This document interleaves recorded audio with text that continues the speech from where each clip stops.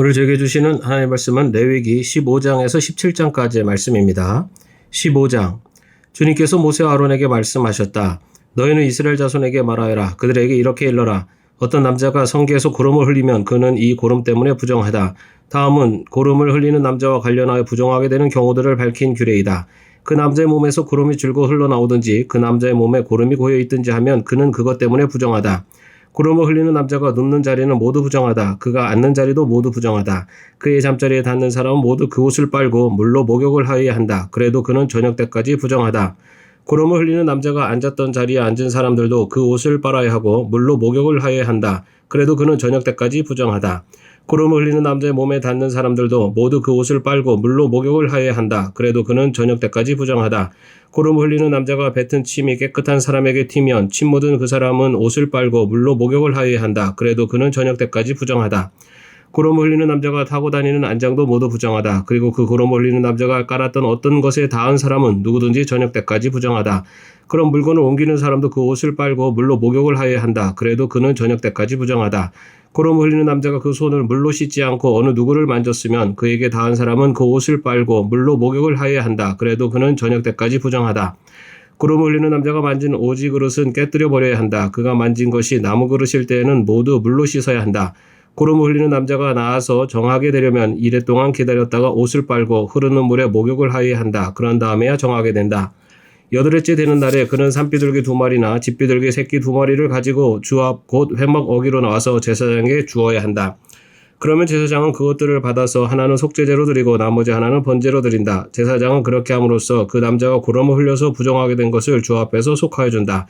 남자가 정액을 흘리면 자기 온몸을 물로 씻어야 한다. 그래도 그 사람은 저녁 때까지 부정하다. 정액이 묻은 옷이나 가죽은 모두 물로 빨아야 한다. 그는 저녁 때까지 부정하다. 남자가 여자와 동침하였다가 정액을 쏟으면 두 사람이 다 물로 목욕을 하여야 한다. 그래도 그들은 저녁 때까지 부정하다. 여자가 몸에서 피를 흘릴 때 그것이 그 여자의 몸에서 흐르는 월경이면 그 여자는 이래 동안 불결하다. 그 여자에게 닿는 남자는 모두 저녁 때까지 부정하다.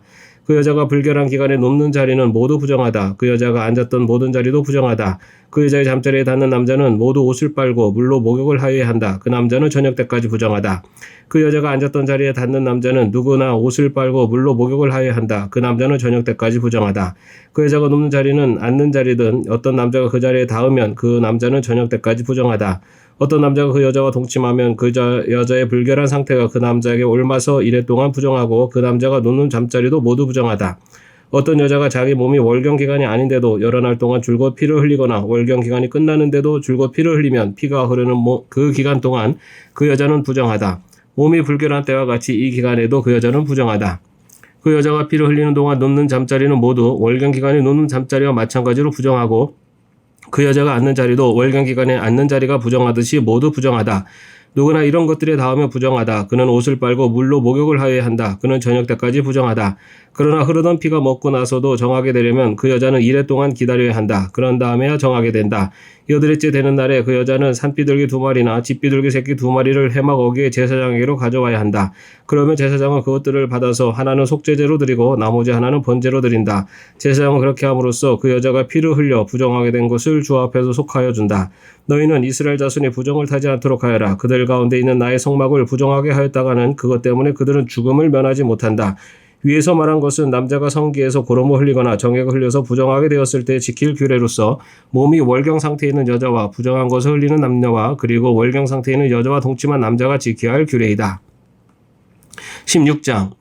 아론의 두 아들이 주님 앞에 가까이 왔다가 죽은 일이 있다. 그들이 그렇게 죽은 뒤에 주님께서 모세에게 말씀하셨다. 다음은 그때 주님께서 모세에게 하신 말씀이다. 너는 너희 형 아론에게 죽지 않으려거든 보통 때에는 휘장 안쪽 거룩한 곳 곧 덮개를 덮은 덮개 앞으로 나아가지 말라고 일러라. 내가 구름에 입사해 있다가 그 덮개 위에서 나타나기 때문이다. 아론이 거룩한 곳으로 들어가려고 할 때에는 다음과 같이 하여야 한다. 소떼 가운데서 수송아지 1마리를 골라서 속죄제물로 순양 1마리를 번제물로 바쳐야 한다. 그는 모시로 만든 거룩한 속옷을 입고 그 안에는 맨살에다 모시로 만든 홑옷을 입어야 한다. 모시로 만든 띠를 띠고 모시로 만든 관을 써야 한다. 이것들이 모여서 거룩한 옷 한 벌이 된다. 그는 먼저 물로 몸을 씻고 나서 그 다음에 이 옷들을 입어야 한다. 그런 다음에야 그는 이스라엘 자손의 회중이 속죄제물로 바치는 순염소 2마리와 번제물로 바치는 순양 1마리를 받을 수 있다. 아론은 자신을 속이는 속죄제물로 수수를 바쳐 자기와 자기 집안의 죄를 속하여야 한다. 또한 그는 순념소 2마리를 끌어다가 회막 어귀에 주 앞에 세워놓고 그 순념소 2마리를 놓고서 제비를 뽑아서 주에게 바칠 염소와 아사셀에게 바칠 염소를 결정하여야 한다. 아론은 주의 몫으로 뽑힌 순념소를 끌어다가 속죄제물로 바치고 아사셀의 몫으로 뽑힌 순념소는 산채로 주 앞에 세워두었다가 속죄제물을 삼아 빈들에 있는 아사셀에게 보내야 한다. 아론이 자신을 속하는 속죄제물로 수소를 바쳐 자기와 자기 집안의 죄를 속하는 예식은 다음과 같다.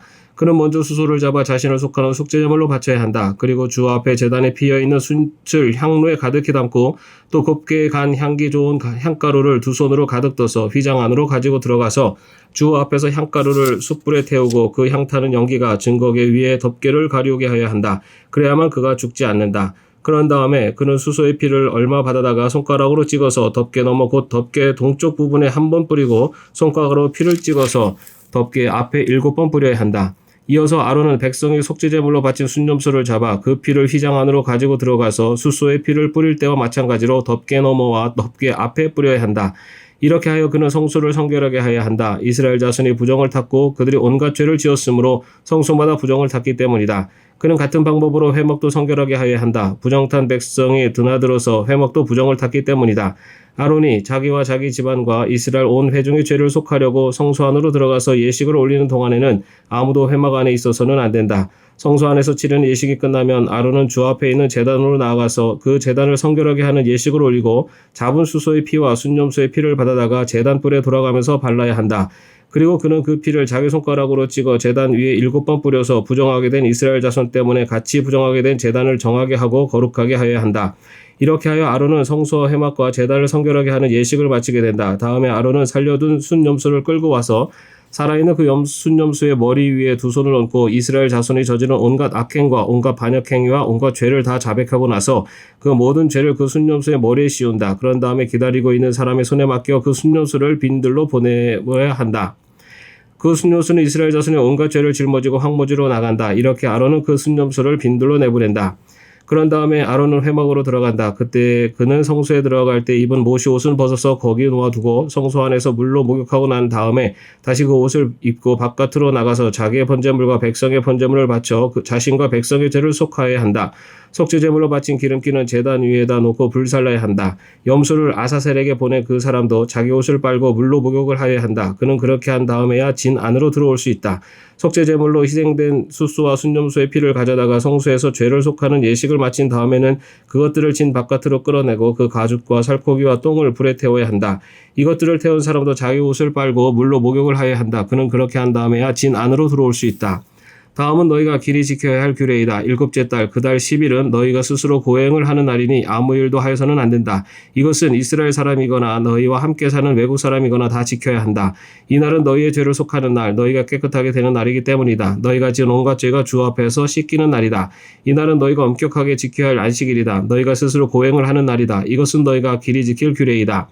기름 부음을 받고 임명받은 제사장 곧 그의 아버지를 대신하여 제사장으로 거룩하게 구별된 제사장의 속죄 예식을 맡는다. 그는 모시로 만든 거룩한 예복을 입는다. 그는 지성소를 성결하게 하여야 하며 회막과 제단을 성결하게 하여야 하고 제사장들과 회중 곧 모든 백성의 죄를 속하여야 한다.